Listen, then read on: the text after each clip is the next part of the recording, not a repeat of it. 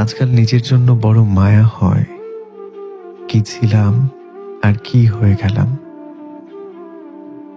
কতকাল নিজেরে ভালোবাসি না, নিজের যত্ন নেই না। ইদানিং নিজের প্রতি বড় অভিমান হয়। কখনো কখনো মনে হয় সবকিছু ঠিক হয়ে যাবে, অথচ কিছুই ঠিক হয় না। যা পাওয়ার ছিল তা কখনোই পাওয়া হয় না।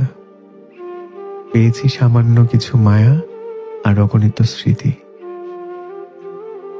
আচ্ছা, আমি কি আমার মধ্যে আছি, নাকি আমার মধ্যে অন্য কেউ বাস করে? আমি ঠিক বুঝতে পারি না।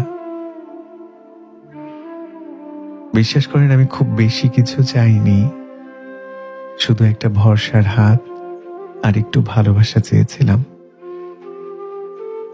অথচ এতটুকু আমার ভাগ্যে জুটেনি, এতটুকু আমার ভাগ্যে জুটেনি।